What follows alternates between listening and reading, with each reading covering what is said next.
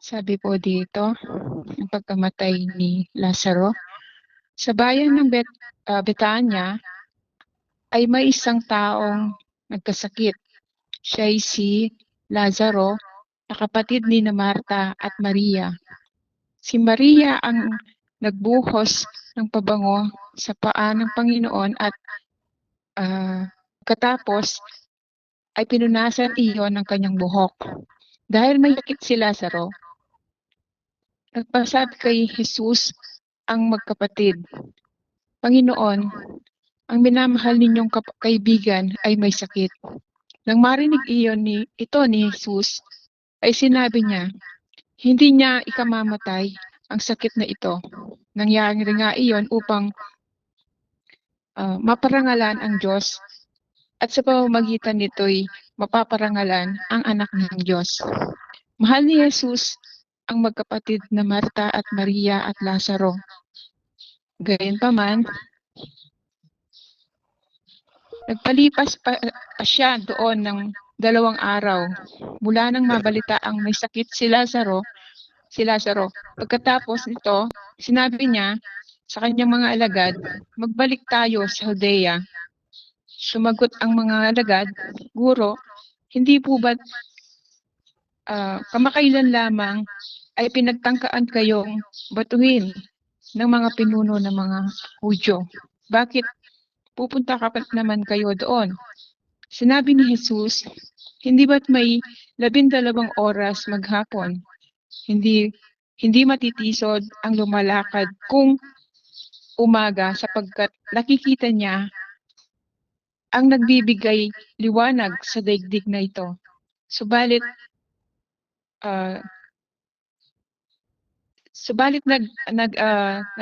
natalisod ang lumalakad kung gabi sapagkat wala siyang liwanag. Dinugtong pa ni Jesus, natutulog ang kaibigan natin si Lazaro pupunta ako upang gisingin siya. Panginoon, kung natutulog lang po siya, ay gagaling siya. Sagot ng mga alagad. Ang ibig sabihin ni Jesus ay patay na si Lazaro. Ngunit ang akala ng mga alagad ay talagang natutulog lamang ito. Dahil dito, tuwirang sinabi ni Jesus, patay na si Lazaro. Ngunit ako'y nagagalak dahil wala ako roon upang kayo'y sumampalataya sa akin. Puntahan natin siya. Niyaya ni Tomas, ang tinatawag na kambal, na ang kanyang kasama, sumama naman tayo sa guro. Mamamatay tayong kasama niya, sabi po. Tapos,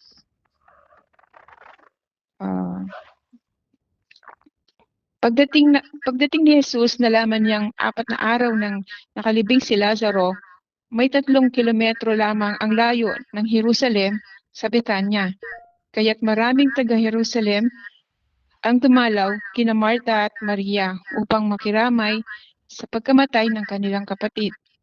Nang mabalitaan ni Marta na dumarating si Jesus, sinalubong niya ito. Ngunit si Maria na may naiwan sa bahay. Sinabi ni Marta, Panginoon, kung kayo po ay narito, buhay pa sana ang kapatid ko. Subalit, nalalaman kong kahit ngayon ipagkakaloob sa inyo ng Diyos ang anumang hingin ninyo sa Kanya.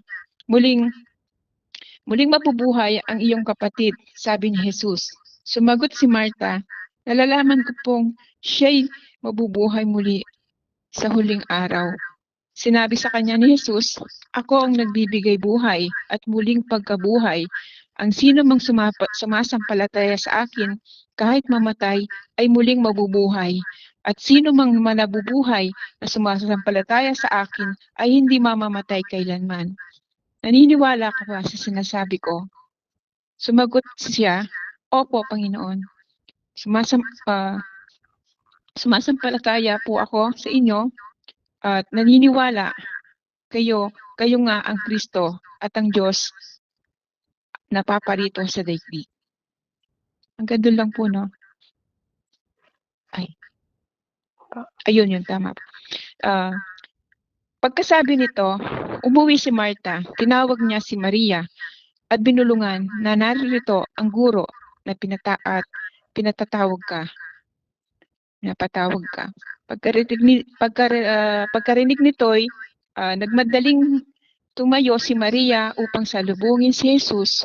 Wala pa si Jesus ng sanayon. Naroon pa lamang siya sa lugar na kung saan siya ay sinalubong ni Marta. Nang makitang si Maria ay nagmamadaling tumayo at lumabas, sinundan siya ng mga Hudyong nakikiramay sa kanila. Akala nila'y nagpunta siya sa libingan na upang umiyak. Pagdating ni Maria sa kinaroroonan ni Jesus, nagpatari pa siya at sa paanan nito at nagsabi, Panginoon, kung narito po lamang kayo, hindi sana namatay ang aking kapatid. Nahabag si Jesus at nabagbag ang kanyang kalooban nang makita niyang umiiyak si Maria, pati ang mga Hudyong kasama nito. Saan ninyo inilibing? Tanong ni Jesus. Sumagot sila, Panginoon, hali kayo, tingnan ninyo. Tumangi si Jesus kaya sinabi niya sa mga Hudyo, talagang mahal na mahal niya si Lazaro. Sinabi naman ng ilan, napakagaling niya ang bulag, bakit hindi niya nahadlangan ang pagkamatay. Nagpagaling siya ng bulag at bakit hindi niya nahadlangan ang pagkamatay ni Lazaro. Muling nabagabag ang kalooban ni Jesus nang pagdating sa libingan at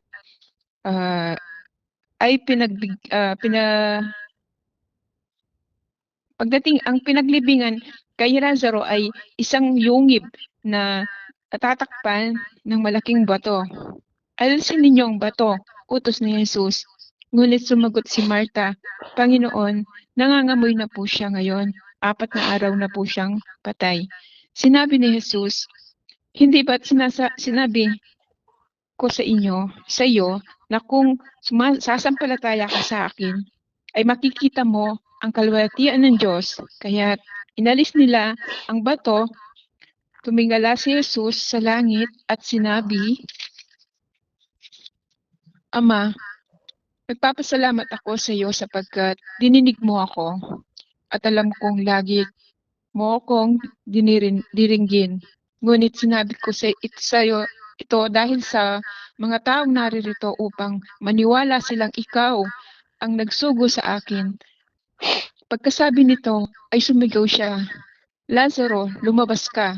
Lumabas nga si Lazaro na nababalot ng telang panlibing at ang mga kamay at paa at may nakatakip ding tela sa mukha. Iniutos ni Jesus sa kanila, kailangan ninyo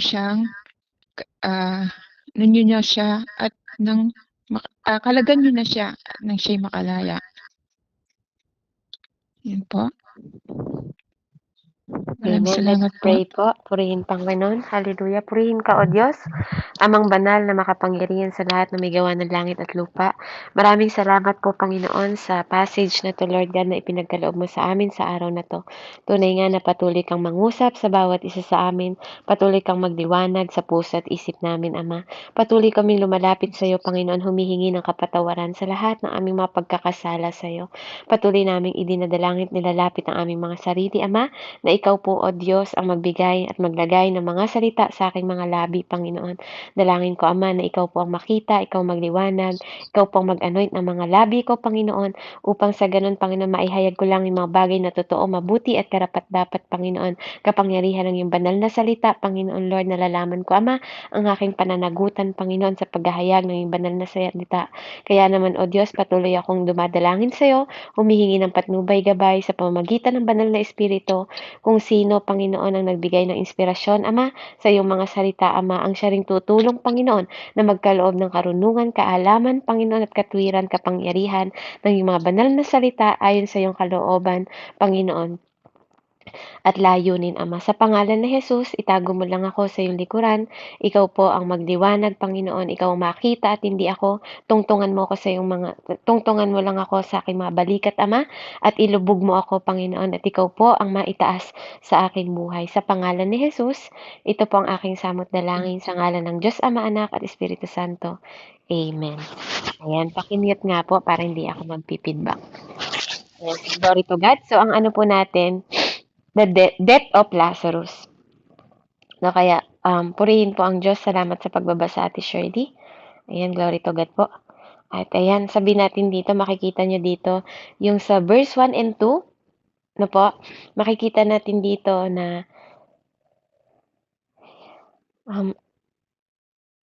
okay, sabi niya dito, makikita nyo doon nung ano po sila, nung pinakilala dito, si Mary, ng Bethany, ano po, Bethany, at ang kanyang kapatid na si Maria, ano po, at ang kanyang kapatid na si Lazarus, ang ating ano po, magkakapatid po sila, no? Madalas pong sinasabi sa Bible, ano po, yun daw pong naghugas ng paa ni Jesus, no po, sa kanyang ano, sa pabango, yung masamang babae na makikita nyo kung di po ako nagkakamali. Sa Luke 4, no, lagi nilang sinasabi that is Mary Magdalene. But it is wrong. It's wrong. It is Mary, the Bethany. No po? Siya yung Mary sa Bethany. As the description na nakita natin, siya po yung nagbukas ng, yung anong bang pangalan na, yung, ano sabi doon sa, nabubulol ako. Albaltos. Apo, Albaltos. yung pabango. Salamat po. Ayan. Kaya, yung fragrant oil, no po?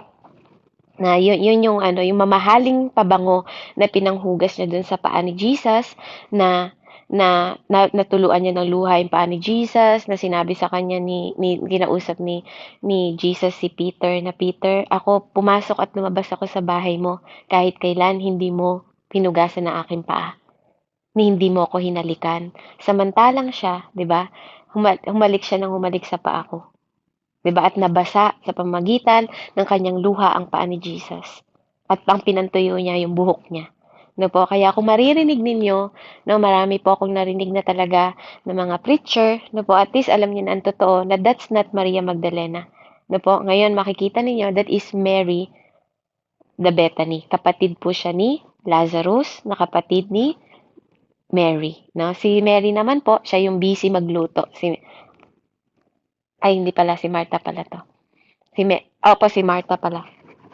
Si Martha, siya naman po yung masigasig magluto kay Jesus. Ano po?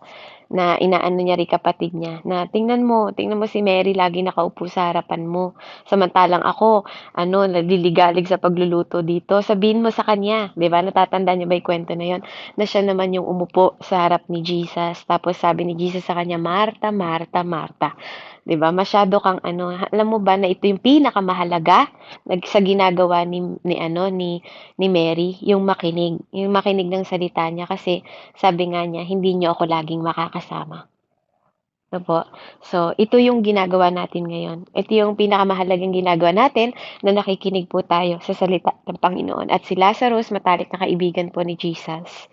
Simula pa siya nung bata. Ano po? Malapit na malapit po sa kanya ang tao na to. So makikita nyo sa mga karakter po, no? Lazarus, ang Lazarus of Bethany, no po? Ang ibig sabihin ng pangalan ni Lazarus sa Greek ay Eleazar, na ang ibig sabihin po, God is my help. No po? At makikita naman talaga natin na yun akalain nyo ba na hindi pa siya tinutulungan ng Lord, yun na yung meaning ng kanyang pangalan. Because God is the author, 'di ba? The beginning and end. Amen? So, makikita mo po doon na si Lazarus, ang meaning pala ng pangalan niya is God is help. God is my help. No po? So, Lazarus was sick, no po? Siya ay may malubhang may malubhang karamdaman that time. At makikita natin that sinabi dito, Lord, behold, he whom you love is sick. No? Mahal na mahal ni Jesus. Mahal ni Jesus si Lazarus. No po? Pero, bakit gano'n, no? Nagpa-delay si Jesus. 'Di ba? Na parang alam nyo kasi 'di ba minsan may kasabihan tayo, the love of Jesus does not separate us. No po, hindi tayo mahihiwalay sa pag-ibig ng Diyos, no po?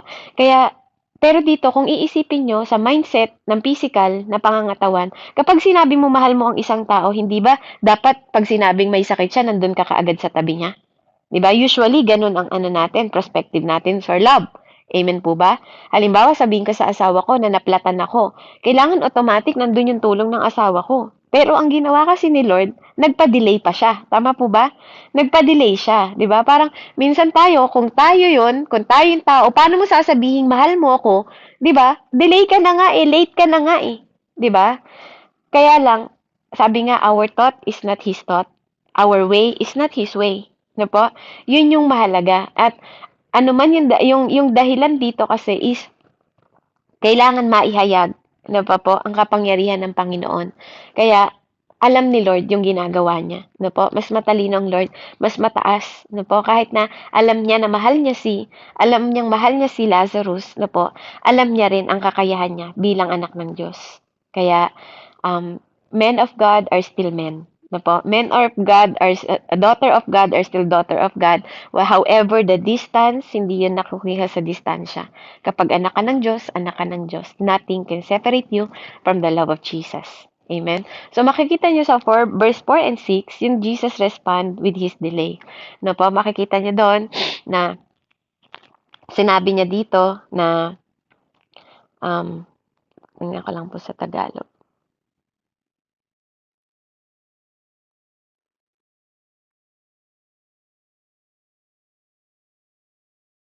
Amen. Sabi niya po dito, mahal ni Jesus ang magkakapatid na si Marta, Maria at Lazaro. Gayon din, pagkalipas pa ng doon ng 2 araw mula sa mabalita ang may sakit si Lazaro, pagkatapos nito ay sinabi niya sa kanyang alagad, magbalik tayo sa Judea. Sumagot ang alagad, Rabay, hindi po ba't kumakailan lamang ay pinagtangkaan kayong batuhin ng mga tao? Bakit pupunta na naman kayo doon? Yun po yung tanong ng kanyang disciple. Na po, sinabi ni Jesus, hindi ba't may 12 oras maghapon? 'Di ba po? So, ganun din sa atin, hindi ba't may 12? We have 24 hours. So, sinabi ni Lord yung kalahating araw. Hindi matitisod ang lumalakad sa umaga sapagkat nakikita niya ang nagbibigay liwanag sa daigdig na ito. Subalit natitisod ang lumalakad kung gabi sapagkat wala siyang liwanag. Idinugtong pa ni Jesus, natutulog ang kaibigan nating si Lazaro, papunta ako para gisingin siya. Panginoon, sabi niya, kung natutulog lang siya, ay gagaling siya, sagot ng alagad. So, hindi na talaga nila naunawaan, kaya diniretsa po ni Lord ang ibig sabihin ni Jesus ay patay na si Lazarus, ngunit ang akala ng alagad ay talagang natutulog lamang siya.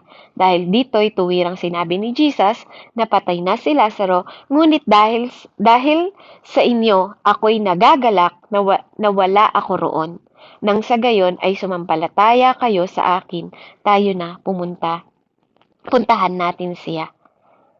Ayan, sinabi ni Thomas at tinawag niya ang kambal sa kanya makasama at sumama tayo sa kanya nang mamatay tayong kasama niya.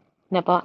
So dito makikita nyo ano po, yung yung yung pagka-delay talagang sinadya ni Lord, no? At nagpapasalamat siya, sabi niya, kumbaga nagkaroon siya ng dahilan para mag-stay siya sa lugar kung nasaan doon po yung mga alagad niya, no po? Kasi maiyahayag ang kapangyarihan ng Panginoon. So yun pala, yung dahilan, ano po? Nagpapasalamat pa siya sa 12 ay sa ano niya, sa kanyang mga alagad, no po? Dahil alam niya na maiyahayag ang kanyang kapangyarihan dahil sa nangyayari na po, dahil sa nangyaring sitwasyon. At the same time, na po, ang mangyayari sa kanila, syempre, tatatag ang kanilang pananampalataya dahil makikita nila ang himala ng Diyos. At yun yung purpose ni Lord. Di ba? Yun yung sinabi niya, na dahil doon, sabi niya, nagagalak ako dahil alam niya na sasampalataya sila pagkatapos lalo nang makikita nila na po, nagagawin ni Jesus. Alam na ni Lord yon, no? Forward, kasi nauuna yung mindset ni Lord. Alam niya kung anong mangyayari. Kaya naman, napaka-confident talaga si Jesus, no? Kaya ikaw kapag anak ka ng Diyos, dapat confident ka rin sa buhay mo. Dapat alam mo that yung tomorrow mo, sabi nga, do not worry for your tomorrow, for tomorrow will worry itself. Di ba po? Yun ang sabi niya. Huwag kang nag-aalala sa bukas mo. Pakimute nga po ng mic.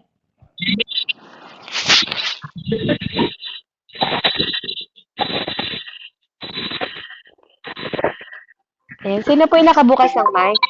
Pakimute nga po. Nagpi-feedback po kasi sa tenga. Nanay Eunice, kayo po ba yan? Pakimute nga po yung inyong mic. Ayan, salamat po. So dahil doon, ano po, matutunghayan natin yung pagbabalik nila. So dito, pinapaalalahanan din tayo mga mahal kong kapatid, no? Kung tayo daw ay nabubuhay na sa kaliwanagan, may 12 hours tayo, no? Ang mga tao daw naglalakad sa liwanag, no po? Dito makikita mo dito na sinasabi ni Lord na ang mga taong naglalakad sa liwanag, ibig sabihin, yung mga taong nakakilala na sa Panginoon ay hindi kailanman matitisod. Na po, dahil tayo ay nakakilala na, nabubuhay tayo sa Diyos, ano, sa liwanag niya, siya ang great light natin, tayo po ay susunod, na po, yung 12 hours natin, no, ganun kahalaga sa oras sa Panginoon na sinasabi niya, makikita niyo doon na yung si Jesus is courageously decide to go to Judea and Jerusalem that time para po makita niya, maipakita yung kanyang miracle na gagawin. Ano po?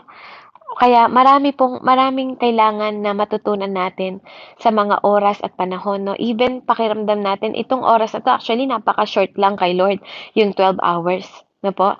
Pero andun yung disiplina ng Panginoon. Alam niya i-figure, no? Yung bagay na sinasabi niya. Alam niya yung sinasabi niya na yung allotted by God the Father, no po? Dito sa earth, no? Na kahit nililimitahan siya dito sa mundo dahil 100% na tao siya, no? Alam niyang disiplinahin yung sarili niya.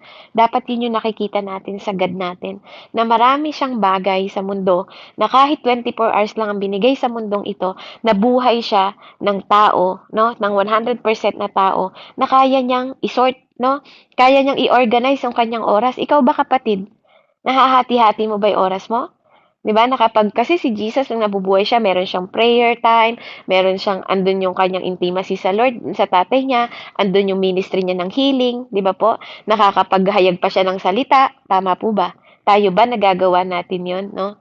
Sa bawat buhay natin, no po? O masyado tayong busy sa duty natin, sa work lang, sa pagsusupply lang sa pamilya, sa pagtatrabaho lang, ano po? Kailangan we practice ourselves na maging matalino tayo, na maging active din tayo katulad ni Jesus, no? Kasi that time na po, kung tutuusin, no, nakikita nyo, sandals lang yung suot ni Jesus, no po? Sandals lang. At naglalakad lang sila. Siguro may bisikleta kayo, may motor kayo, may sasakyan kayo, no? Ang daming mga bagay na tayo nag-i-improve kaysa sa mga panahon na sila po noon, na po. Pero walang nasayang na oras, no? There is enough time for everything, no, that need to be done. Parang ganun yung sinasabi ng Lord. Hindi po pwedeng sabihin natin na kulang ang 24 hours sa atin. Hindi pwede kasi God is a perfect God. No po? You cannot say it is shortened, 'di ba? No po? O hahabaan pa natin yung oras, no? Ang alam niyo po, minsan ang mali lang sa atin, mas maraming oras na nasasayang tayo kaysa sa oras na nilalaan natin para sa mga bagay na mas mahalaga. Na po? Kasi minsan nakakapag-scroll na tayo, 'di ba? Hindi natin alam, social media nananakaw yung oras natin. Mga bagay na ano, imbis na magtanong tayo or makatulong tayo, no, about sa ministry nga kanina pinag-uusapan, anong pwede nating itulong, anong pwede nating ibigay, anong oras ang pwede nating ilaan. No po? Katulad ng mga ganito, purihin ng Panginoon, pinili nyo, no, yung oras na makisama sa panalanginan. At alam ko na may kanya-kanya din kayong ministry, no, mabuti po 'yon, no, na habang nagtatrabaho tayo, no, nakakapagawa tayo ng mga multitask na pwede nating gawin, no po, at ituon, no po. Pero yung, alam mo yung makinig ka, yung sobra namang ministry, nakikinig na isang tenga mo sa isang ministry, sa kabila yung ministry, hindi na tama yun. Hindi na po tama yun. Wala ka nang maa-absorb pag ganun. So, dito po, sinasabi ni Jesus is saying that a man must finish the days of work within the day, for the night comes, work is ended. Bago matapos ang 12 hours, kailangan po matapos natin. Kaya nga dito, kung tayo, if we have to fix our time, no po, sabi niya dito, which to work appointed by my Father during that time, no po, pag sa liwanag ka daw naglalakad, you don't feel danger, no? Kasi you know where you walk. Alam mo kung saan ka naglalakad, no? Alam mo yung travel dito sa mundo na mas mainam talagang mag-travel ng may liwanag, no? Kasi nakikita mo ang kalaban, nakikita mo, no? Kasi ang spiritual battle kasi natin kung ia-align natin sa spiritual battle po, ito ang spiritual realm laging may kalaban. Yung physical mata mo hindi mo nakikita pero maraming kalaban sa paligid mo. Maraming nagnanakaw ng oras mo, maraming nagtutukso sa'yo, maraming nang iinis sa'yo. Amen. Marami po na hindi natin nakikita, no po, na yung mga kalaban gumagawa sila ng kaparaanan para maaksidente tayo, 'di ba? Gumagawa sila ng kaparaanan para mag-away-away ang pamilya natin, no po? Pero mag-iingat kayo lagi sa pagre-respond natin kung paano tayo magre-respond, no po, sa bawat oras, sa bawat araw, sisiguraduhin natin lagi na kapaki-pakinabang po, no? Laging yung respond natin, napakahalaga ng respond. No, katulad ni Jesus, yung mahal nyo po may sakit, di ba? Yung respond niya, nandun yung calmness niya, nandun yung courageous niya, nandun yung confident niya, no po? Kaya tayo, ganun din po tayo. Dapat alam natin yung ating mga ginagawa at yung respond natin. Kapag alam mong kalaban yan, 'di ba? Huwag ka nang sumagot, 'di ba? Kasi lagi mong titingnan yung character ni Jesus before.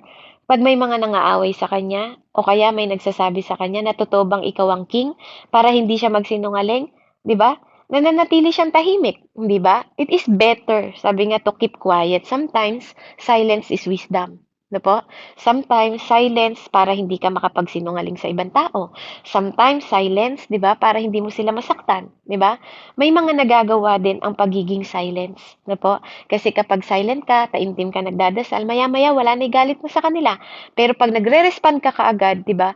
Makikilala mo ang tao na madaling magalit, no? Makikilala mo sila in behavior katulad ng last na pinag-aralan natin, no? Kasi ang battle naman natin hindi lang laging spiritual, 'di ba? Pag nakikita mo yung mga tao na madali silang magdesisyon, madali silang magalit, no? Makikita mo yan, magre-reflect ka sa sarili mo na dapat ikaw hindi ka ganon. Kasi napakahalaga ng isang respond. Sabi nga, ang dila natin, kahit maliit lang yan, nakakasunog yan ng kagubatan. Kaya yung mga mabibitawan nating salita, pag tayo galit, di ba? Kaya kalma, na po, lagi tayong kalma, lagi tayong dudulog at magko-commit sa Lord.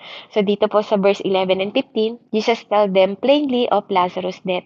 So pinakita niya dito, sinabi niya na dinerecha niya na patay na talaga si Lazarus dahil hindi po nila maintindihan. Ano po, yung sinasabi ng Panginoon. Kasi nga, madalas kasi po, si Jesus nagsasalita siya ng mga talinhaga sa kanyang mga disipulo. At dito naman sa verse 16, makikita niyo yung bold, no, na faith ni Thomas. No po, sabi ni Thomas dito, sabi niya, Then Thomas, who is called the twin, said to his fellow disciple, Let us also go, that we may die with him. 'Di ba? Nakikita mo doon na yung yung andoon yung pagtitiwala, no, yung pananampalataya din ni Thomas na he was so willing na po to go with Jesus, even it is meant to dying with him. Kahit mamatay na kasama ni Jesus, 'di ba? He made this commitment without much understanding of the promise of resurrection. Kahit hindi niya gano'n nakaiintindihan yung nangyayari sa kanyang buhay, no po? Mas minamabuti niya na sumunod kay Jesus kasi nandun na yung pagtitiwala niya, nandun na yung pananampalataya niya. No po, na kahit na dumating din sa point 'di ba na nag-alinlangan si Thomas kasi napaka-imposible din nung nangyari na hindi naman natin masisisi si Thomas that time. Pero dito nung buhay pa si Jesus makikita mo yung boldness niya sa pananampalataya, no po, na kahit na mamatay siya, yung commitment niya, no, kahit hindi niya naunawaan, dapat ganun din tayo. May mga bagay sa buhay natin na minsan yung mga katayuan natin hindi natin naunawaan. No, sometimes God want to see kung tayo ay magiging obedient pa rin kahit may mga bagay na hindi tayo naunawaan. Kasi hindi naman lahat talaga ng bagay kailangan mong maunawaan.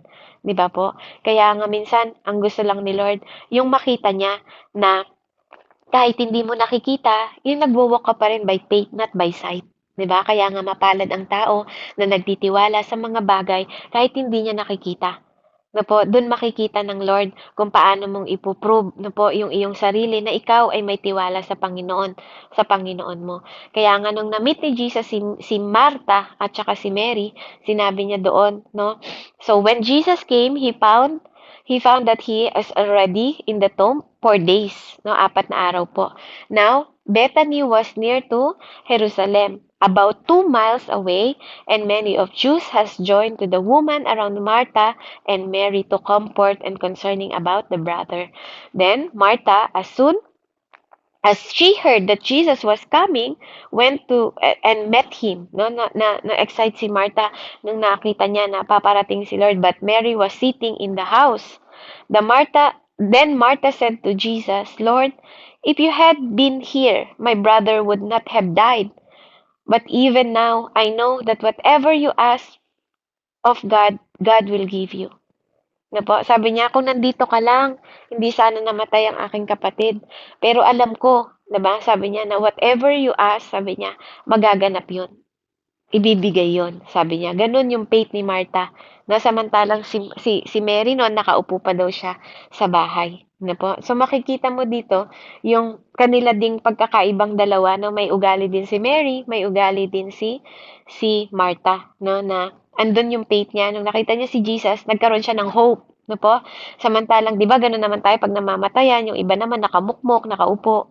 Gano'n din si Martha, si Mary. Kaya nga si Mary, no, yung circumstances ng kanyang sitwasyon, andun yung sorrow niya, andun yung distress niya, no, yung kanyang anxiety, andun yung ano niya, nag-iisip siya, 'di ba? Kasi syempre, yung nangyari sa kanila na mga bagay na andun yung grieving niya, andun pa yung kanyang pag-grieve, pag-iyak niya, pagkalungkot niya sa pagkawala ng kanyang kapatid, no po. At si Martha, andun naman yung hope niya. No, bawat magkakapatid, iba-iba ang ugali, no po, iba-iba tayo ng ugali. Kahit sa loob ng discipleship, kahit sa loob ng gawain, 'di ba, yung mga leaders, 'di ba po, iba-iba din naman ang ugali ng mga disciple, iba-iba din yung mga hawak nating handle, kaya hindi po ganoon kadali, no po.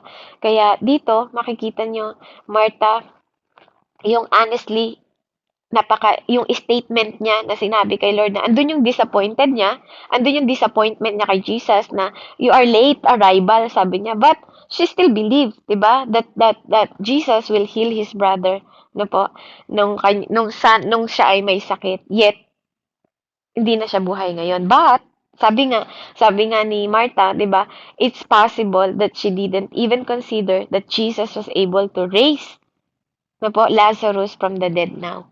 Kaya, alam niyo po ano, ang kamatayan, ano po, ang pinaka-kaaway natin. Ano po, ang kamatayan, ang pinaka-disease na walang kagalingan kung tutuusin. Ano po, kaya nga, napaka salamat sa Panginoon, no po, kasi God conquered it. Na-conquer niya yon, no po, na ano niya, um, napagtagumpayan ng Panginoon ang kamatayan. At tayo din, no po, as we walk by the Lord sa presence niya, yung death, ano po, hindi na natin kinatatakutan kasi alam natin that we have God, ano po, na magre-resurrect sa atin.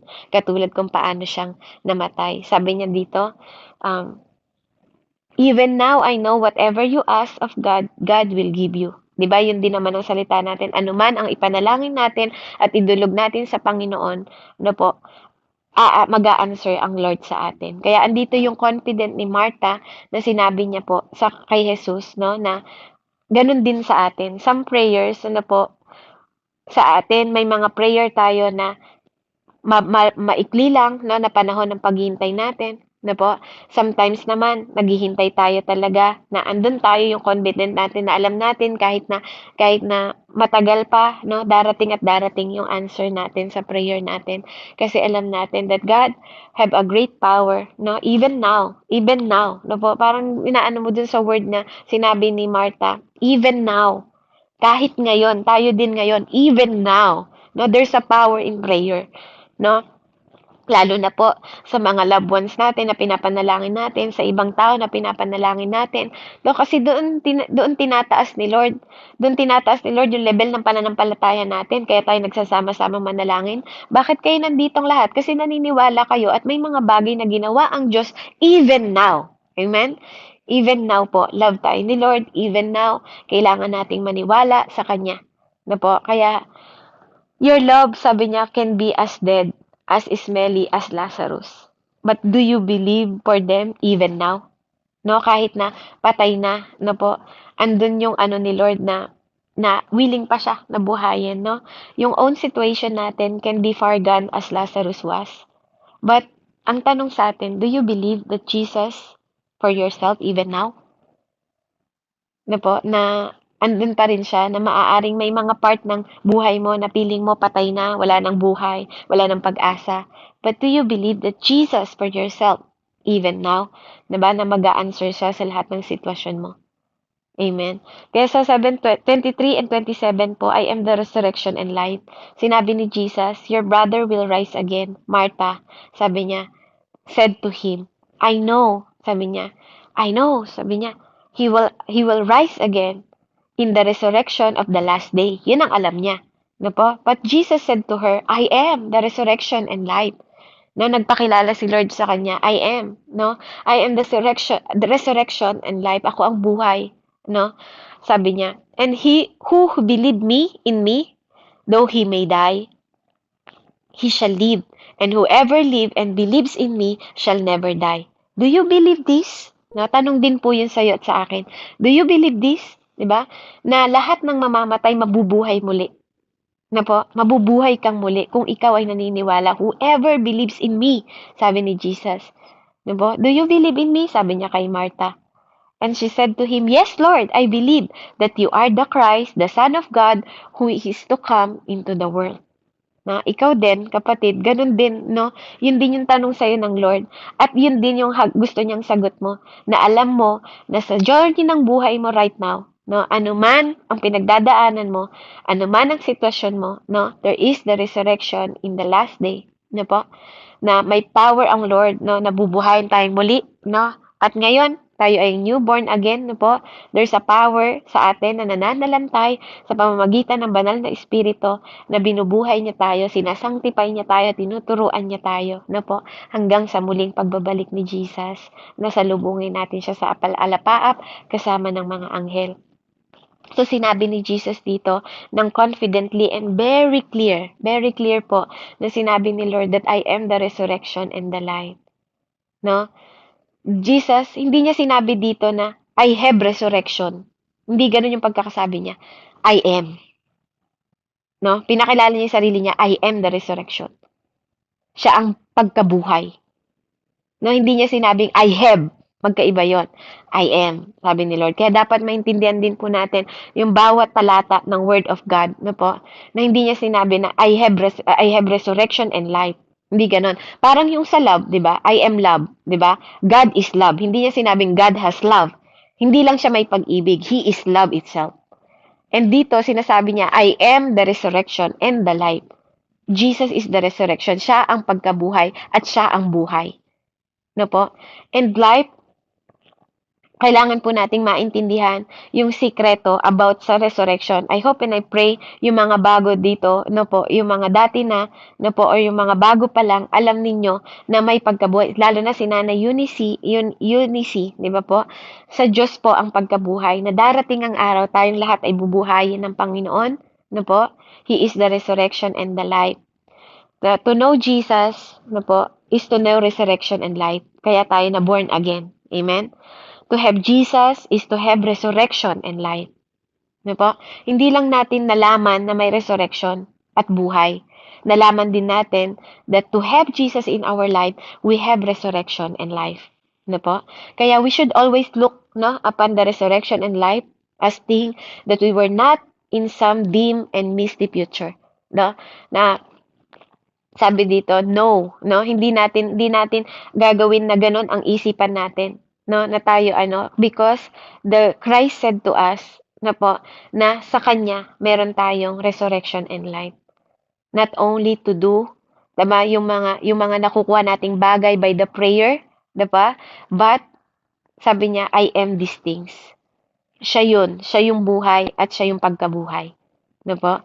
Kaya apart from him, sabi nga, there was neither resurrection nor life. Amen? Apart from Jesus, walang pagkabuhay at walang buhay. Kaya, yun po ang dapat nating alam na kaya tayo nandito ngayon, no? Alam natin na tayo binuhay, tayo bubuhayin, 'di ba? Sabi nga niya, siya ang author, no po? Siya ang author of resurrection, siya ang source ng buhay. No po? Kaya apart from him, we also cannot do nothing. Wala tayong magagawa. Kaya doon inaano dito yung paniniwala ni Martha, no po? Na kailangan niyang maniwala kay Jesus, no? Nananampalataya ka ba? Naniniwala ka ba na kaya kong buhayin yung kapatid mo? No po? Kaya doon makikita niyo dito na dito po sa verse, no po, Mary's regret, sabi niya. Ayan. Sabi niya muna dito pala, yes, Lord, I believe that you are the Christ and the Son of God who is come into the world. So Martha answer, correct, di ba? Tama yun. Tama yung answer niya. Yes, Jesus was indeed, the Messiah, di ba po? Yun kasi sinabi niya you are the Son of God. Siya yung Messiah, the Christ. Jesus was and is God in human form among us, the Son of God. Siya po yun. No po? Kaya, pag hinimay mo yung salita na yun, nung sinabi ni Martha that the Christ means siya yung the Messiah. Pag sinabi naman dahil sinabi na ikaw yung Son of God, no, Jesus was God in human, no po, among us na nagkatawang tao. So, makikita po natin dito yung faith ni Martha, no po, nakaputhold sa kanya. Tinatayuan niya yung kanyang pananampalataya. Sa 28 and 32, Mary's regret, sabi niya, and when she had said these things, she went her way and secretly called Mary, her sister, saying, the teachers was come and calling for you. And soon as he heard that, she arose and quickly come to him. Now Jesus had yet come into the town, but was in the place where Martha met him. Then the Jews who were with her in the house and comforting her, when they saw that Mary rose up quickly and went out and following her, saying she is going to the tomb and weep there. Then when Mary come to Jesus saw him and fell down to his feet, saying him, Lord, if you had been here, my brother would not have died. Magkaiba sila ng respond ni Martha, no? Isa naman kung nandito ka lang, Lord, 'di ba? Hindi sana namatay yung kapatid ko. Yun naman yung sinabi niya. Kaya makikita ninyo dito yung dalawang klase ng pananampalataya nilang dalawa, no po, na yes, andun po yung pananampalataya nila. But kasi naman kahit ng panahon natin, no, kahit ngayong panahon natin ngayon,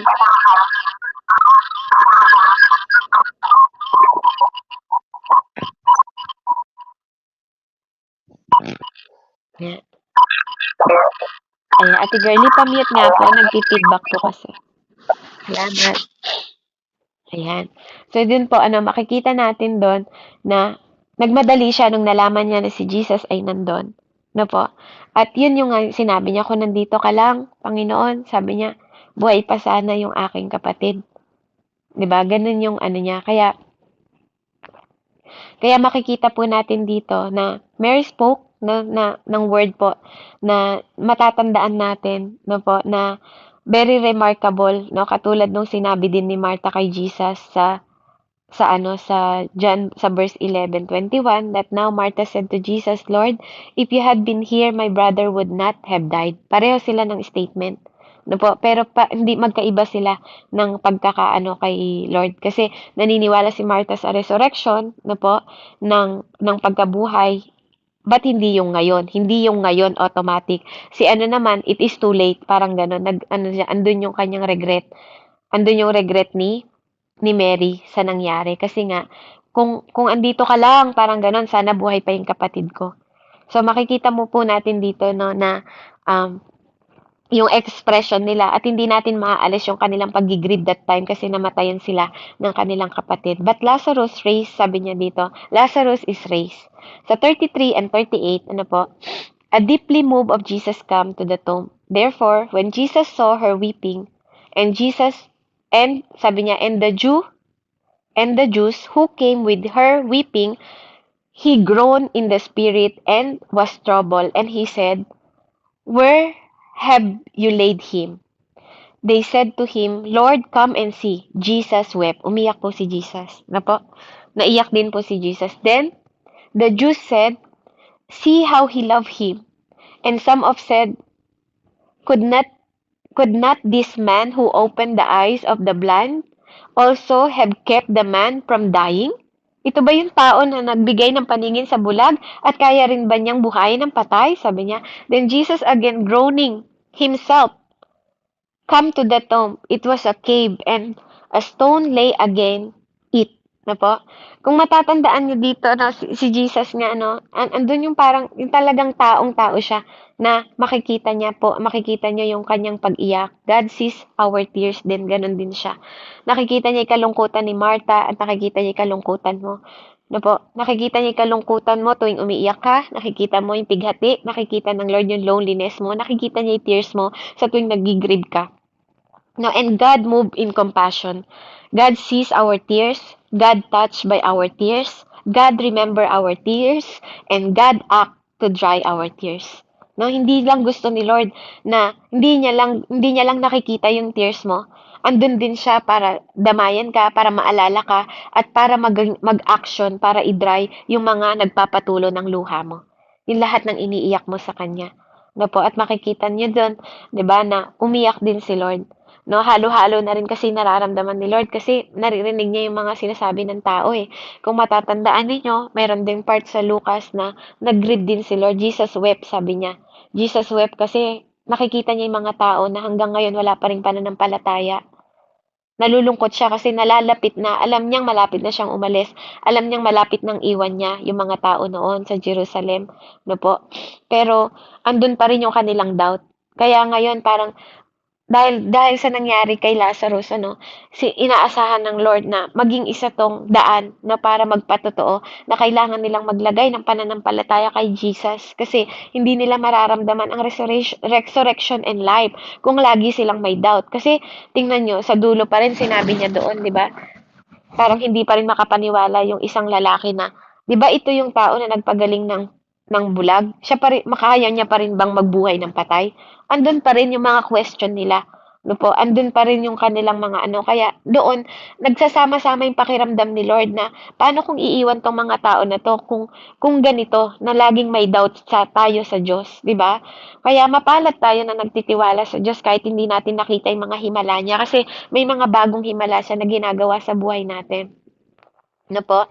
Kaya dito, makikita natin, kung paano niyang pinatayo, no? Sabi niya dito, makikita natin na nag-ground din yung spirit, shortcutin na rin po natin yung at nakikita natin na umiiyak si Lord, no po, sa maraming aspeto. Yung word, no, pag napaiyak mo siguro ang Diyos, no po. Kaya tayo siguro umiiyak din kasi alam din ng Diyos kung paano mag-mourn, alam din niya kung paano mag-grieve, no? Kahit na siya ay anak ng Diyos, no? Andoon din siya sa part na may passion kasi siya yung sympathetic passion niya sa atin na napaka-unique, lalo na sa kanyang minamahal na si Lazarus that time, no po. Kaya nakikita natin dito na Jesus was truly a man, no po, at wala siyang kasalanan, no? Hindi siya nahihiya, no? Kahit na hindi siya makasalanan na tao, hindi siya nahihiyang umiyak para sa mga minamahal niya, sa mga minamalasakitan niya, no po. Hindi siya nahihiyang umiyak sa mga taong mahal niya. Kaya nakikita mo doon yung humanity ni Lord, no? Yung kanyang yung humility niya, andun yung perfection ng pagiging human niya, na nakikita niya yung sympathetic and generous ng Panginoon, makikita niyo doon, po. At makikita niyo din na nagsasuffer siya sa feelings kasi nakikita niya yung mga tao sa paligid niya. Alam niyo po, hindi lang naman si Jesus, lahat tayo halos umiiyak, no? Kung makikita ninyo sa kwento ni Abraham, nung namatay yung kanyang ng asawa niya, Abraham wept when Sarah buried. Jacob wept, 'di ba? When he wrestling with the angel. David and Jonathan wept together. Hezekiah wept over her sickness. Josiah wept over his sin and the nation. Jeremiah was also weeping. It is the prophet. Lahat tayo. No po, lahat tayo. Nandun tayo sa part na lagi tayong umiiyak din sa Panginoon. No? Nagbubuhos tayo ng mga feelings natin, ng passion natin. Yun yung way on how we are human na nag-grieve. No po, nag-mourn, di ba? Nag-aano tayo, nagre-release, nagpupuring tayo ng feelings natin sa Lord. No po, kaya dito makikita nyo sa 39 to po and 40, Jesus command the stone be removed. Sabi niya, Jesus said, take away the stone. Martha and the sister of him was who was dead said to him, Lord, by the time there are stench, for he was been dead 4 days. Jesus said to her, Did I not say to you that if you would believe, sabi niya, you would see the glory of God? No, hindi ba sinabi ko sa'yo, kung maniniwala ka lang, makikita mo ang kagandahang loob ng Diyos? No po, yung glory ng Panginoon. So, ang ginawa nila, minsan tayo ganun din, di ba? Nakakalimutan natin lagi. Kapag marami tayong problema, nakakalimutan natin yung mga word ng Lord. Nabubura siya sa mind natin na napapalitan ng problema yung mga promises ng Lord. Kaya dapat po wag tayong ganun. Sikapin natin na laging ilagay yung promises ni Lord sa isip at puso natin at wag ang problema sa isip at puso natin. Palitan natin. Kung kaya nating ilagay ang mga problema sa isip natin, mas lalo nating ilagay ang mga pangako ng Diyos sa puso at isip natin. Amen po ba? Kaya laging sinasabi ni Lord, have I told you, di ba, na magtiwala ka lang at maniwala ka sa akin para makita mo ang glory ng Diyos. Amen. Kaya that God will work together with God in the fulfillment of His plan. No po. Hindi ito ay sinadya ng Lord na malate siya para ipakita sa mga tao sa pamamagitan ni Lazarus na hindi pa naniniwala na God will fulfill His promises sa mga tao na siya ang resurrection. I am the resurrection and life, sabi niya. Kaya hindi sa oras mo, hindi sa oras ko, kundi sa oras ni Lord, pag gusto niya, gagawin niya simply because He is God. At walang question yon. Hindi na natin kailangan mag-question, paano mong ginawa yon? Paano nangyari yon? Wala nang ganun. Po? God will fulfill whatever He want. Even sabi nga, kung imposible sa'yo, sa Kanya walang imposible. Kaya sabihin mo, di ba, pag nagdadasal ka, kahit na para sa'yo imposible, it is written. Sa tao, imposible, pero sa Diyos walang imposible. Kaya, kung ano yung gusto mong ipanalangin mo lang sa Panginoon, di ba? Isabihin mo lang sa Kanya, personally sabihin mo sa Kanya, umiyak ka sa Kanya, ipanalangin mo sa Kanya, di ba? Anything, i-release mo, iiyak mo, 'di ba? I-ano mo sa Kanya because nothing is impossible, 'di ba? Lagi din nating iisipin as long as it is kalooban ng Lord, no? At as long na nasa will to ng Diyos, there is no impossible. Kung ito ay sickness, sinabi niya, I am Jehovah Rapha. Kung ito ay provision, sinabi niya, I am Jehovah Jireh. Kung ito naman, 'di ba po, ay buhay, I am the resurrection, 'di ba? I am the healer, 'di ba? Sabi ng Lord, I am who I am. Sabi niya nga sa Exodus, 'di ba? Kung ano mo siyang kilala, He is the one, 'di ba? Kung kilala mo siyang kaibigan, I am your friend, sabi din niya. Kung kilala mo siyang tatay, I am your father. Amen? I am who I am. That is the Lord says. Amen? Kaya sabihin mo sa Kanya, magsumbong ka sa Kanya, 'di ba? Kakampi mo siya, 'di ba? Kaibigan mo siya, tatay mo siya, sabihin mo sa Kanya lahat ng kahilingan mo. Kaya dito makikita natin, when Jesus prayed to the tomb of Lazarus, sabi niya dito, then they took away the stone from the place where the dead man was lying, and Jesus lifted His eyes and said, Father, I thank you that you have heard me. Diba dapat ganito tayo mag-pray, no? Lord, alam kong naririnig mo ako. Sabi niya, Tatay, Ama ko, sabi niya, nagpapasalamat ako sa iyo dahil naririnig mo ako. 'Di ba? Kasi minsan tayo feeling natin pag nagpamakaawa tayo sa Lord, parang hindi niya tayo naririnig. No, kapag ikaw pumapasok ka sa panalangin, dapat andun yung believe mo. Andun agad yung pananampalataya mo that God hears you. Hindi yung parang nagmamakaawa ka, Lord, nakikinig ka ba? Naririnig mo ba ako, Panginoon? may mga nagdadasal na gano'n, yung para bang hindi ka niya naririnig na parang sinisigawan mo na si God, 'di ba? Hindi dapat gano'n yung attitude natin sa front ng Lord, na po, na tinataasan natin siya ng boses, 'di ba? Na ano, 'di ba, mas magandang lagi tayong nagpapakumbaba kasi kapag ba pumupunta ka sa mayor at nakikiusap ka pa, "Mayor, kailangan ko ng ganito!" Sisigawan mo ba siya? Hindi, 'di ba? 'Di ba, hindi gano'n yung way ng pakikipag-usap sa Diyos na banal. Kaya mo ngang igalang yung leader mo, eh. Kaya mo ngang igalang yung mga government, 'di ba? Yung mayor, yung congressman. 'Di ba kailangan 'pag lumalapit ka sa Diyos, alam mo rin kung paano yung tamang paglapit, 'di ba? Alam mo kung paano kasi banal siya, eh, 'di ba? May mga nagdadasal kasi, alam niyo po, grabe kung masigawan na nila yung Panginoon. Grabe na silang magdasal na para bang, alam mo yun, parang hindi mo kilala yung pinapanalanginan mo. 'Di ba? Actually, si Father God, si Jesus, ito mo ano, umiiyak din siya, nagigrieve din siya that time kasi namatay kanyang kaibigan na si Lazarus at mahal niya si Lazarus. Ba't nakita niyo ba siya na, Father! Buhay mo si Lazarus! Hindi naman siya ganun magdasal, 'di ba? Hindi naman siya ganun sumigaw. 'Di ba? Napakasimple. Napakasimple lang ng paglapit niya. 'Di ba sa tatay niya na, Father, 'di ba? I thank you. 'Di ba? That you heard me. And I know, 'di ba? You always hear me. But because of the people who are standing by, I said this, that they may believe that you sent me. 'Di ba? Andun yung part na nagigrieve si Lord. Alam ko na pag-aralan niyo si Hannah kagabi.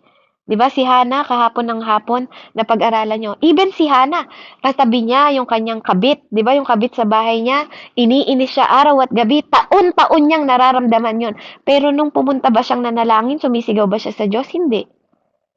'Di ba? Laging nandun dapat yung disiplina.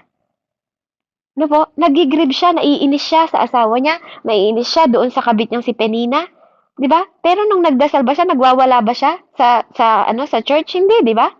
Hindi naman siya sumisigaw doon, eh. Naiinis na ako sa ganito. Hindi. 'Di ba? Bumubulong lang siya, bumubukay bibig niya, pinagkamalan pang lasing. 'Di ba? Eh di lalo na kung nagwawala ka. 'Di ba? Anong tingin sa'yo ng mga tao pag ganun ka, nagwawala, 'di ba? Kaya matuto din tayo ng disiplina sa paglapit, ng tamang paglapit sa Diyos. Andun din yung respeto, pinakamataas na respeto dapat ang kaya nating ibigay sa Diyos. Ano po? Pinakamataas. Hindi yung kung paano mo tinitingnan yung mayor, kahit pa presidente nga, kung nilalatagan pa ng red carpet, di ba? Pag lalapit, may mga bodyguard pa. Do you think walang bodyguard si Lord pag lumalapit tayo? Di ba? May mga anghel din siya sa langit, di ba? Pero mapalad tayo, bakit po? Dahil binigyan tayo ng karapatan na makalapit sa Diyos, malayang makalapit sa Kanya. 'Di ba? Pero yun namang kalayaan natin, wag naman nating abusuhin na parang sinisigawan natin yung tatay natin sa langit. Na kung makapagpanalangin tayo, 'di ba? Wala sa ayos. Yung gano'n, 'di ba? Andun dapat yung pagrespeto, pinakamataas na respeto, dahil alam nating banal siya. Yung paglapit natin, pagsusumamo, hindi baling umiiyak tayo, that's okay. It is part of human. Ano po? Andun yung binubuhos natin yung ano natin sa kanya. Kaya sabi dito, alam ko, sabi niya, dito makikita niyo doon, then they took away the stone, tinanggal nila yon. We see that Jesus dealt to Martha according to the step, no? Inano niya, Jesus gave her promises, no? Binigay ni Jesus yung promises niya kay Martha. Kinonfirm ni Jesus yon that day, na po? At andun po yung attention ni Jesus sa kanyang mga pangako. Na po? Jesus called upon her to confess her faith, no? At binigay ni Lord, sabi niya, Jesus called her to act her faith, no po? Hindi, nung lumapit yung dalawang magkakapatid, nung sinabi niya, kung nandito lang kayo, saan nabuhay yung kapatid ko, hindi sinabi ni Lord na, mga lapastangan, yung ganun, di ba? Na kailangan mag-i-increase niyo yung faith niya sa akin, hindi. Ang gusto ni Lord, ipakita nila yung kanyang faith. Hindi niya sinabi na, ang hina naman ng pananampalataya mo, Martha. 'Di ba? Hindi niya ginanon sila, Martha. Hindi niya pinahiya yung dalawa.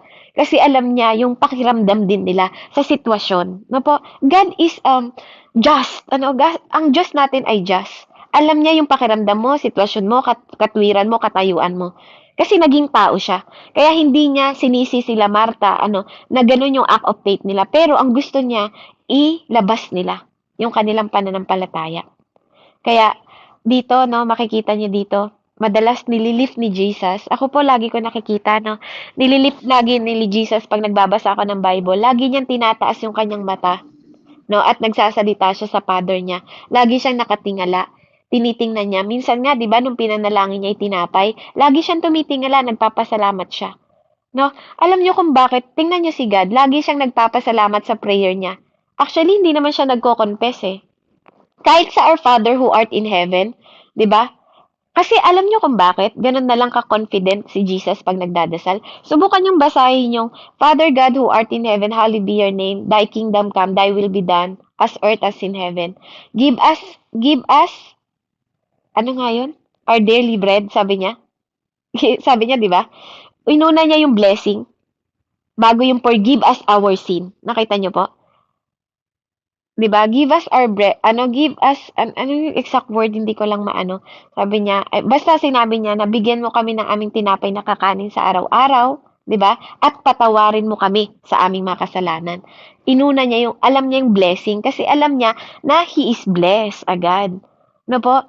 Tayo, dapat matutunan din natin na nagpapasalamat una sa Diyos kasi alam natin that we are so blessed. 'Di ba? Kasi una anak tayo ng Diyos, 'di ba? No po. Tapos kaya tingnan nyo, kung mapapansin lang po ninyo ha, hindi ko po alam kung kayo napapansin niyo kasi ako napapansin ko to, na lagi siyang nagpapasalamat. Na lagi siyang nagpapasalamat. Hindi siya humihingi ng tawad na ano, hindi, nagpapasalamat ako, parang ganun. Siguro minsan yung way ng prayer natin, we can turn to thanksgiving din yung pag-forgive niya sa atin lagi. Kasi every time naman na lumalapit tayo, God is forgiving us as long na yung motibo ng puso natin, 'di ba? Kaya minsan napapalitan ko po talaga yung prayer ko na Lord, nagpapasalamat ako kasi patuloy kang nagpapatawad. Ganun yung prayer na lumalabas sa bibig ko. No, hindi na yung Lord, humingi ako ng tawad, yung gano'n. Minsan napapalitan ko siya na Lord, nagpapasalamat ako kasi mapagpatawad kang Ama sa langit, 'no po?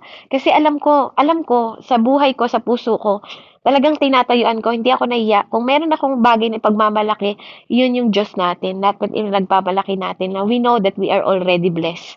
Alam natin yun na we thank you sa lahat ng bagay na pinagkakalob natin. Kaya lagi tayong magpapasalamat kasi it is kalooban ng Lord. Will ng Lord na kalooban niya na lagi tayong magpasalamat sa bawat araw, mahirap man o madali ang pinagdadaanan natin, no po, mabigat man o magaan ang pinagdadaanan natin, alam ng Lord, no, yung nature ng prayer natin, dapat po, lagi natin pong nagte-thanksgiving tayo. Andun yung power ng prayer natin that na-rooted tayo ng pagpapasalamat na po na naririnig tayo. Hindi yung para tayong nagmamakaawa na hindi niya tayo naririnig. Yung kung paano tayo mag-a-approach sa Lord ng prayer, wag yung Lord, naririnig mo ba ako? Naririnig mo ba yung manalangin ko? Parang hindi mo ako narinig. Hindi. Dapat ang step natin sa prayer, confident tayo na naririnig tayo ng Diyos. Amen? Yun yung maging attitude at character natin. Na dapat confident tayo na bawat kinakatagpo natin siya sa panalangin, naririnig niya yung prayer natin. Na po, ganun yung dapat maging mindset nyo. Hindi ka nagdadasal para magkaroon ng kapayapaan. Nagdadasal ka dahil may kapayapaan ka. That is different. Tama po ba? Madalas sa atin, siya sa atin yung sarili nyo, bakit kayo nagdadasal?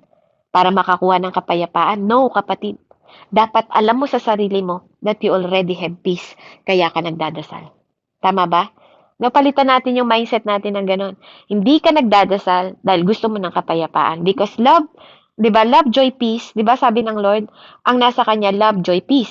So dapat, bago ka lumapit sa Lord, alam mo na, nataglay mo ang kapayapaan. Baguhin natin yon, no? Alam kong meron dito, may mga tao dito na minsan lumalapit ka sa Diyos to feel the peace. No? But now, no po, sinasabi ng Lord sa atin, as the word said, dapat alam natin na may kapayapaan tayo, kaya tayo lumalapit, no? Meron tayong peace, no? At alam natin yung confident na naririnig niya tayo. Dahil alam niya na for the glory of Him, yung mga bagay na idudulog natin sa Kanya. So makikita niyo dito, no, na alam ng Lord na i-answer ni Father God yung kanyang yung prayer niya. Bakit? Kasi naka-align yun sa word ng Lord. I am the resurrection and life. Hindi yun magiging totoo kung hindi niya mabubuhay si Lazarus that time. And for the glory of God.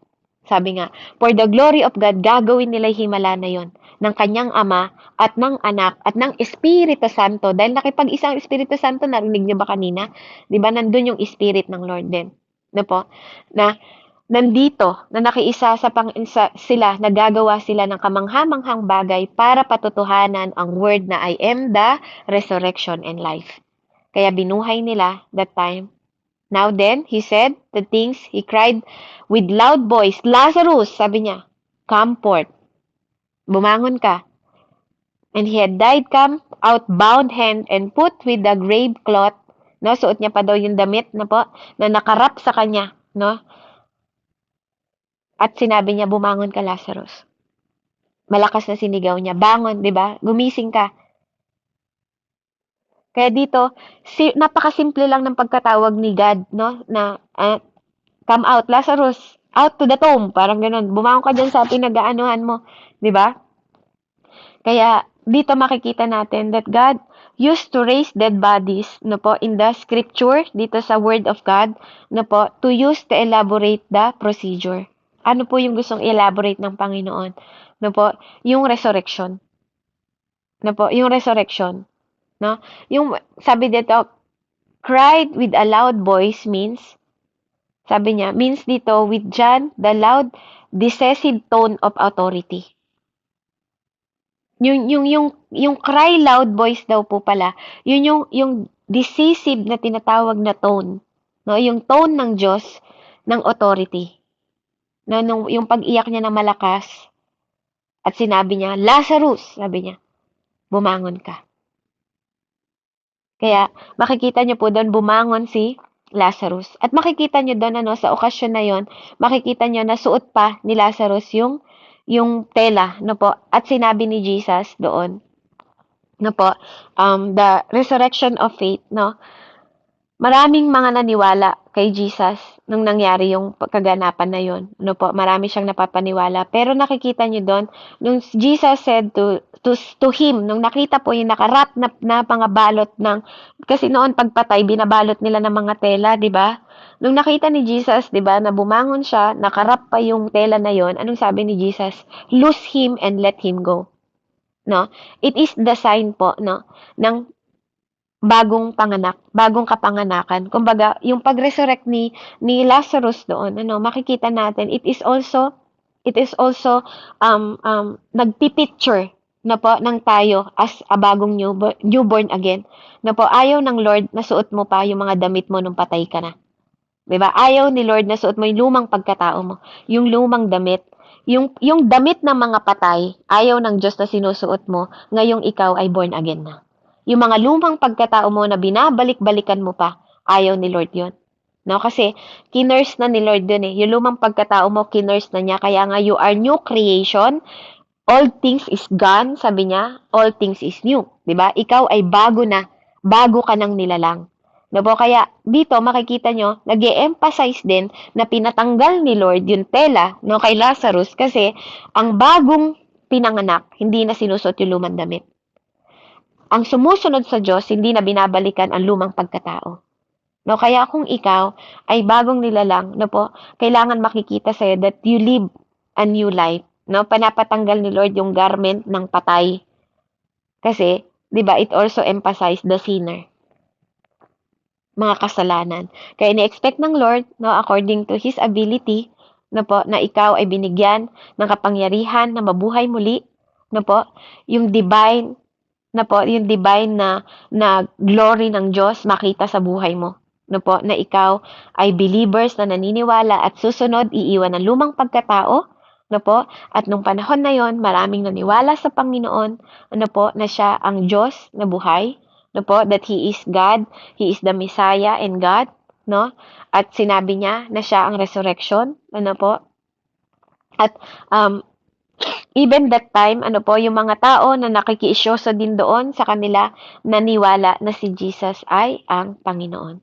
Kaya naman, marami, no po, pagkatapos nitong kaganapan na to, makikita natin sa kwento na maraming nakapakinig. maraming nakapakinig at maraming nagchismis-chismis na nabuhay sa patay si Lazarus. Kasi totoo naman, 4 days na po napatay na po. 4 days na napatay si Jesus. Ay, si Lazarus. But then po, bago ang kamatayan ni Jesus, pinakita niya ang kahimala, ang kababalaghan na siya ang Diyos na bumubuhay at pumapatay.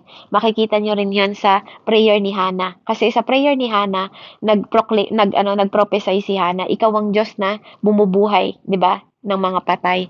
'Di ba? Ikaw ang Diyos na nagpapayaman at nagpapahirap. Ikaw din ang Diyos na nagbibigay ng buhay at bumabawi ng buhay. Kung na-take up niyo po 'yon, 'di ba? Makikita niyo 'yon sa prayer ni Hannah. Na nagprophesy si Hannah na siya ay Diyos, no? Siya ay Diyos na buhay at nagbibigay buhay. Kaya sa atin po, we are new creation. Tayo din ay parang si Lazarus na binuhay, na galing sa patay. Kaya tayo lumakad ng may pananalig. Ano man ang sitwasyon, ano man yung mourn mo, ano man yung kalagayan ng buhay natin. Lagi tayong manampalataya sa Diyos at lagi tayong lumapit nang hindi tayo natatakot sa Kanya, na alam nating naririnig niya tayo kasi siya na yung tatay natin sa langit. Sa mga panahon na wala kang nakikitang pag-asa sa buhay mo, tuwing lumilingon ka sa kaliwa, tuwing lumilingon ka sa kanan, sa harapan mo, sa likod mo, wala kang nakikitang pag-asa, no? Sa baba mo, no? Laging walang down na down ka, no? At lalo na pag tumitingin ka sa baba, lalo kang nada-down, subukan mong tumingin sa taas, no? At sabihin mo din yung prayer ni Lord na, Lord, I thank you dahil alam ko naririnig mo ako. Lord, nagpapasalamat ako dahil alam ko na tutugunin mo yung aking panalangin for your glory. At nawa, lahat din ng ginagawa natin sa ating buhay, bawat araw, tuwing may liwanag, no, tuwing dumadako ang liwanag at gabi sa atin, lagi nating sisiguraduhin na we do it for the glory of God. Umiinom man tayo ng tubig, ano man ang ginagawa natin, lagi nating isipin na this is the last day of our life to respond, amen, to revive, to restore, to renew, di ba po, yung mind natin at isip natin that we know that we do all these things for God's glory. Amen? So let's pray. Hallelujah, Heavenly Father. We thank you, Panginoon, sa lahat ng mensahe mo ngayong araw na to. Patuloy kaming nagpapasalamat, Panginoon, sa kabutihan mo. Patuloy kaming nare-refresh, Panginoon Lord, sa mga mensahe mo na tunay nga, Ama, na ikaw ay Diyos na mapagpatawad, mahabagin.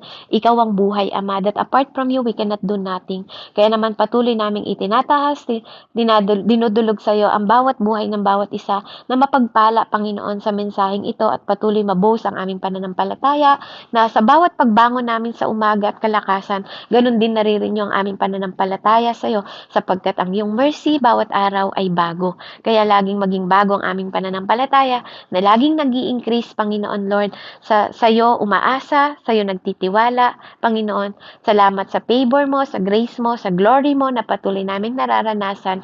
In the mighty name of Jesus, we thank you, Panginoon, sa kwento ni Lazarus, ni Martha, Panginoon, at ni Jesus, Panginoon Lord God, at ni Maria. Sa pangalan ni Jesus, ito po ang aming samot dalangin. In Jesus' name we pray. We thank you, Father, for you all the glory and praises. Amen and amen. Glory to God po, and God bless.